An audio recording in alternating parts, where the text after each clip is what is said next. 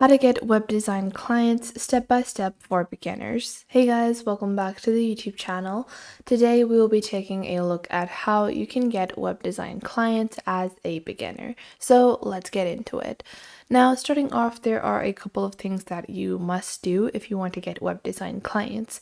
First off is to create your own website. Now, what I mean by creating your own website is that you need to have a website where people might be able to book you, or they might just have a basic estimate of what kind of website can you create, what is your niche, or all of that basic information that you would usually have in the first meeting with your client. You want to provide that on your website. So this is a sample website of a photography page that I created, but this is just a sample website to show you guys. In this way, you want to create your digital marketing or digital web design or web design services website. So in your website, might have things like a basic contact page, a about page, maybe a reference work page. But if you're saying, hey, I just got started, I don't have any reference work to provide, well, you can just use a simple website that you might have created as a sample for yourself when you were practicing, so on and so forth, and show that as reference work. Or you can do any kind of reference work that you might have.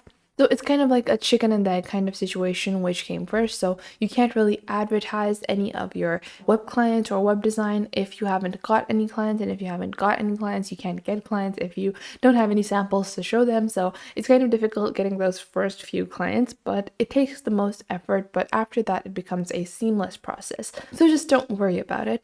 So just create your own website, provide basic information in your about section, provide your contact information, your email address where they can reach you, if you are on any other platforms where they can reach you. So just provide all of that information on your basic website. In your website, you can also offer certain packages. Usually I reserve that for people that are, more experienced, but I would recommend that you add a basic price point where you work around so people have a good estimate of what they should be expecting when they contact you and when you get into conversations with your clients back and forth. So you can enter all of the details in your website. Now, after that, a lot of people are like, hey, I created a website, but I don't have any traction. Well, you can create your website using Pantheon, using, WordPress, using Wix, whatever platform it might be, but it won't get that many clicks because it's a new website created by an individual person who are competing with thousands and thousands of people on the internet. So it's very, very difficult to get your first few people to visit your website, so on and so forth.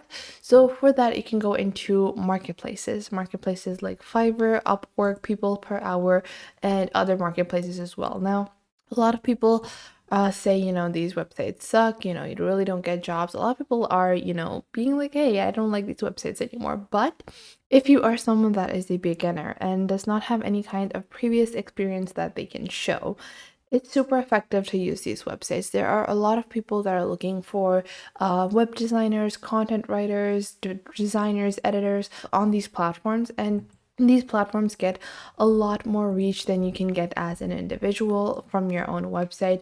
So using these to, list up your skills, it only takes, maybe an hour to set up your account on all three of these platforms and list your skills, list the price point, list all of the features that you provide. It's gonna take you like an hour or two to get set up, but it can be super beneficial for you to expand your reach. Plus, you can find a bunch of different clients and negotiate with them off of the platform once you have information about the client. And so it really is going to be a lot easier for you to find clients in this way. And you can see there are so many different people that are providing these services. It also gives you a idea of the prices that you have to compete with, so you can price your services accurately and in an effective manner. So you don't have to just guess the prices. You don't have to underball. You can go with the market price or just go a little lower than the market price that is going on Fiverr or Upwork or People Per Hour. And in this way, you can get the first couple of clients because they're looking for the best deal that they can get.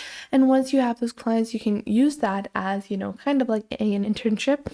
And then you can use the work that you provide for them as reference work for your future clients, where you can then start charging higher. So You can provide and list all your services, link any of your previous work that you have created in the past, and use that on these different marketplace websites. A lot of people think that these are not effective, but as a beginner in the industry, I found these the most effective ways to get the first clients. And once you have, the first couple of people, then people start referencing you, they start, talking, and then you build links, and then you don't have to constantly search on these marketplaces. Instead, you can just go onto your website, or people will just go onto your website and then book you directly from there. Now, another amazing way that you can find web design clients is simply by going on to local businesses. Now, this is a different strategy than just finding clients based off of your work and finding clients, online. If you want to find local businesses to target, I have the simple strategy where I like to go on ahead and search for a industry. You can search for any kind of industry and search for it on Google Maps. Just head on over to Google Maps, and then you will see so many different businesses pop up. Once you have those businesses pop up, just click on any of these businesses, and you can see there are so many different businesses, and you can see they have websites. Now, just open up their websites. Now, this can take a little bit of time. So you can open up their website and you can see what kind of website that they have. If they don't have a super nice website, so you can see this website is not really that professional. It looks just okay. It's okay-ish. It's not that great, but it's not bad either. So I can simply contact this business. I can email them or I can call them. I can be like, hey, I've seen your website. I can help you improve your website and get more bookings or get more traction to your business.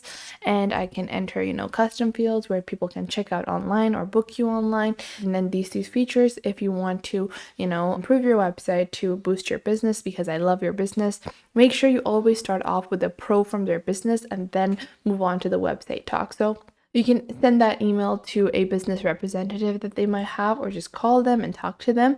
And this will enable you to create a website for local businesses. So this was really going to expand your business. It's going to, you can see like this business does not have a website. So I can simply contact this business and be like, hey, I saw that you don't have a website. I find your business to be super nice. I visited and I really liked it. So I was hoping if you want to create a business website where you can get more bookings, or you can get more traction to your website, or you can get more traction to your business and more bookings, appointments, then I would like to help you create your website for these charges and so on and so forth. So you can then negotiate with the business. Now, a lot of the times these businesses might want to get a address. So how do you navigate from there?